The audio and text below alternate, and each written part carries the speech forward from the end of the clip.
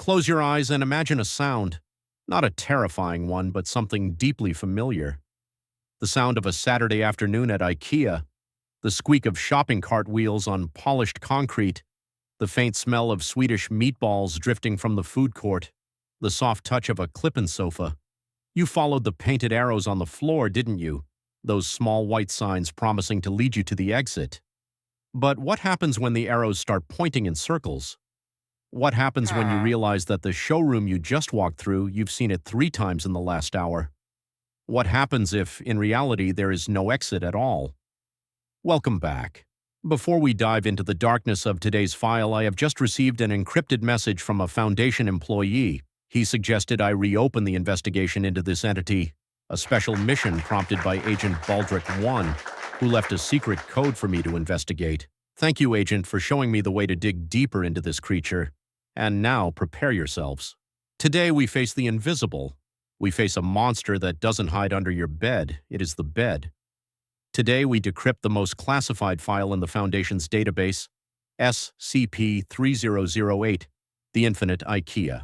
According to the earliest reports from the SCP Foundation, the organization responsible for managing the reality-bending horrors of this planet, SCP-3008 looks like any other large-scale retail store. It sits on a quiet road, seemingly abandoned, but the doors are always open. People walk in every day. They buy Kivik sofas. They browse the lighting section. Nothing seems wrong until they cross the threshold.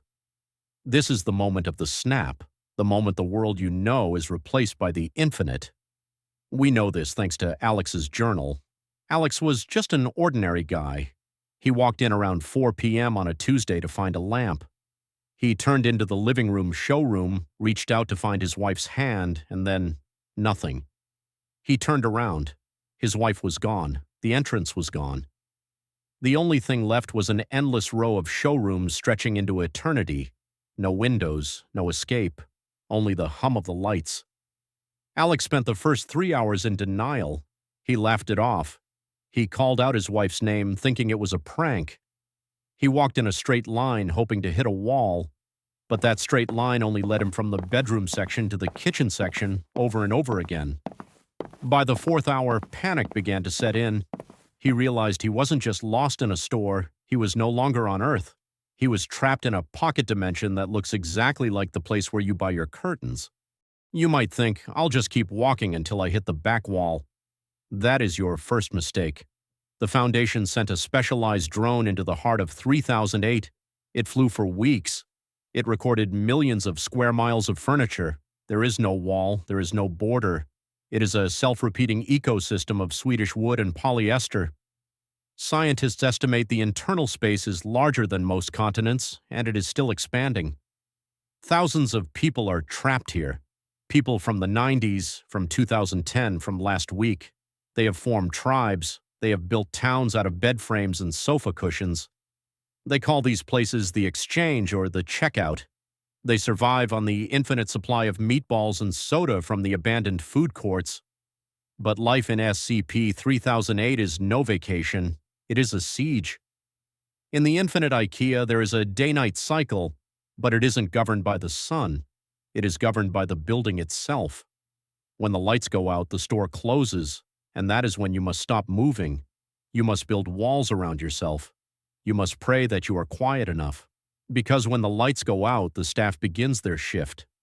Meet SCP-3008-2, the staff. These aren't people in costumes. They are biological entities mimicking humans. They move with stiff mechanical steps. During the day, they are harmless. They wander around, ignoring you. But the moment the lights go out, their programming flips. They become apex predators. They have the strength of 10 men. They will hunt you through the dark aisles, not with rage, but with a terrifyingly polite persistence. They will tear you apart with their bare hands while endlessly repeating the corporate slogan, "The store is now closed. Please exit the building." Alex's journal describes the siege of Sector 4. His group built a fortress out of bunk beds. They thought they were safe because the staff aren't good at climbing, but they didn't need to climb. They simply walked up and began tearing the structure apart piece by piece. Alex watched his best friend get pulled through a gap between the wardrobes. He didn't even have time to scream.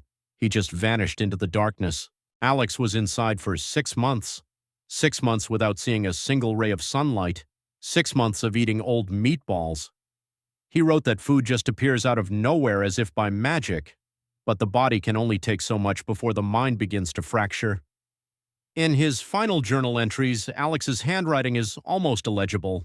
He wrote, "I no longer remember what the sky looks like. I've forgotten my mother's face. All I see are faces that never existed." The true horror of SCP-3008 lies in the isolation.